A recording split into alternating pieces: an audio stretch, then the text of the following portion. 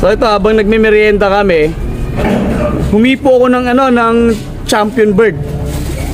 So ganyan yung laging nire-remind sa atin ng mga nagcha-champion. So humipo, 'di ba sir, tama? Hawakan yung champion. Kung ano mahipo mo, ano mahawakan mo, so yun yung karakteristik niya. Nung nag-champion siya. So itong ibon na to, mga kalapatid, is 2 times pagod food. 1 time Santa Ana, Cagayan, finisher. So pares north sir, no?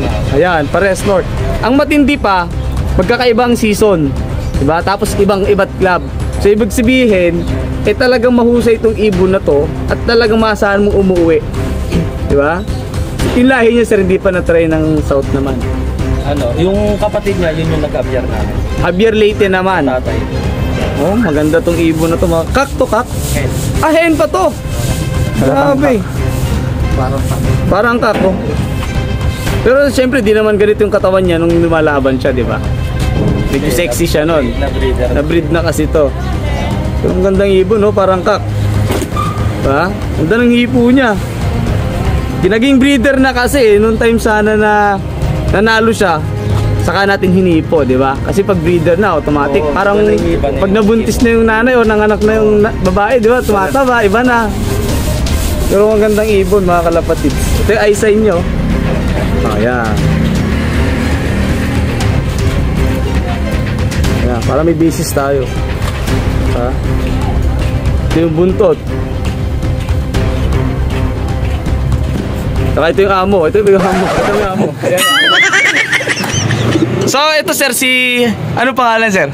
Joseph Dison, love name. Ayan, yung ibon sir, anong pinangalan mo dyan? Bali siya si Negneg kasi siya kulay siya ng medyo siya, sunog. Sunog siya.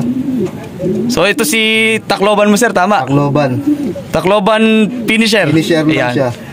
Finisher, wag mo nilalang sir. Sa bagay, Ang hirap magpauwi ng Tacloban. So, kwento lang sa atin ni Sir Joseph Dison kung ano yung karanasan niya sa karera o sa nitong ibon na to, sa ginawa niyang race nung Tacloban sir. Bali to sir, 2 times nang nakarera ng South to. Yung unang karera niya Matnog. 1 buwan bago niya ako inuwi ng Matnog. Tapos sakto mag-umpisa yung club na sinalihan niya ng Matnog na yun nga yung Cosa Club. Doon ko siya nilaro ng Tacloban. Tacloban lang siya sir. Bali nakatop lang siya ng Tacloban ng 2 hours. 2 hours lang? 2 hours katop ng Tacloban. So kung nag-clock siya, overall? Pasok sir, matik yun. Kasi sa 0 clocking kami ng Tacloban. Walang nag-clock totally kahit isa? Oo, walang nag-clock ng Tacloban. So kung nag-aga pala ng 2 oras to sir, ilan mapapanalunan nito? Siguro sir, mababa na yung 500k. $500 million? Diyos marimar. Sa mga kategory niya.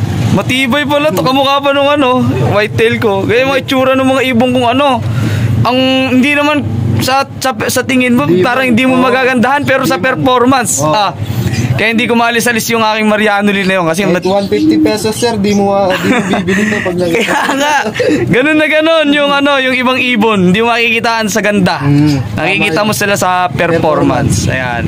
So sino naman yan sir? Hawak mo, Blue Bar. Si si PR. PR? PR pangalan nito. Bakit sir PR? Kasi sa ring niya. PRSDP Club. Kay Sir Renny Boy. Shoutout po sa inyo sir. Bali yung kwento ng ibon na to sa una wala siyang palo hanggang sa nabugbog siya ng training. 1 month non-stop pulling winner. Sa magkakaibang club dito sa Pampanga. 1 buwan siyang nanalo sa pulling nang walang mintes. Walang mintes. Ay grabe. 1 month mga kalapatids, mga pulling winner, consistent Consistent. Grabe tong Number 1 lagi siya sa klase. So nilalaro mo pa yan ngayon? Bali yun nga, sa pulling na lang. Pero ngayon, naka-fundraise ngayon to sa Cosa Club. Nalaglag siya ng Honda Click pero malapit pa rin siya sa ADB ngayon, Vegan Lab. So kargahan bukas, no? Good luck sa ibon na to mga kalaspahaw ka kahit kunti lang, baka sakali, samahan ng swerte. Ayan. Sa mga nagtatanong, si Sir Joseph Dison yung binlag natin dati. Maninibago lang kayo sa style ng loft niya. Kasi nga, nabago talaga sir, di ba? Nabago. Lumipat sila ng bahay. Yan. So, ang dami na palang ano. Dati alapan Tacloban si sir. Wala pa. Dati alapang isang buwan na nananalo sa pooling. So, ngayon, nakakatuwa kasi nga, for the second time na nandito tayo sa loop niya, eh, ang dami ng pagbabago, saka may improvement. Yan naman ang pinakamasarap sa karera ng Kalapati. Dapat sa sarili natin may improvement. O, susunod, kumbaga, nakapagpawi ka ng Tacloban, sir. Susunod, dapat magkapag-lock ka naman ng Tacloban. Tama. I-aim natin lagi, syempre, di ba? Step by step sabi nga. Yan, tama yung mga Kalapati. So, ito si, si PR. Yan, good luck. Ilang lap pa, sir? Last lap. Last lap, Bigan. Bigan. Yun, Ng fundraise ng, ng PCX. PCX. PCX. Anong club yun, sir? Kosa Club. Kosa Club. Shoutout po sa lahat ng lumalaro ng Kosa Club. Iko-congratulate ko na to ngayon ng personal, di ba? Hindi malabo. Oh, kapag ka ito nag-clock, maganda naman yung panahon natin ngayon. So, ito yung setup ni sir. Yung bagong loft ni sir.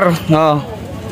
Bale, lumipat ni sir. Medyo mas umano to kaysa dati, no? Oo, sir. Parang lumuwang lang ng konti. Saka medyo mas madaling ano siya. Hindi siya mahihirapan akitin or puntahan dito sa loob. Di tulad nung last. Mas maliwalas dito, sir. No? Yan.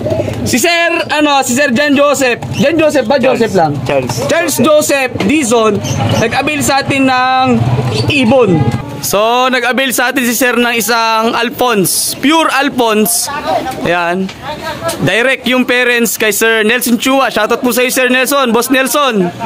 Ayan, nandito sa Pampanga yung lahi ng ibon mo. So, in-avail to ni Sir Poracos. Tama, Sir, no? Tama po. Ayan, para po makatulong tayo sa mga kapwa natin na nangangailangan din ng tulong. So, ginawa ko pong tulay yung aking hobby para po makatulong sa iba. At isa ito si Sir Joseph Dizon sa tumulong, mga Kalapas. Hindi lang siya, mamaya meron pa tayo iba-vlog. So, itong ibon na to is stock, nasa stock to na talaga to. Stock bird ko na to. Eh, hindi ko na siya ilalaro ng naka-south banded, oh. Tapos, ito naman north. Kaya lang ito north na to, next year pa to, sir. Parang summer. Kaya pagkatapos niya ng south, nagiging north. Oo, north and south siya. Kasi nanghihinayang ako sa ibon, eh maganda yung mga bloodline nila. So gusto ko isubok, north and south. Kung sakali kayanin niya yung ibon. So ito po yung ibon, yung mga nilive nating ibon. Napakagandang ibon ito. Pang-stock ko na talaga to eh. Kaso nga lang, syempre, mas nangibabaw sa akin yung kabutihang puso. O, di benta. Yung pedigree dito. O, pakita natin sir, pedigree sir. Lagay mo muna dyan sa sa T-box. Yan. So, kung mag-avail kayo sa akin ng Alphonse, ganito po yung matatanggap nyo. Yung pedigree ng homing pigeon. Ayan.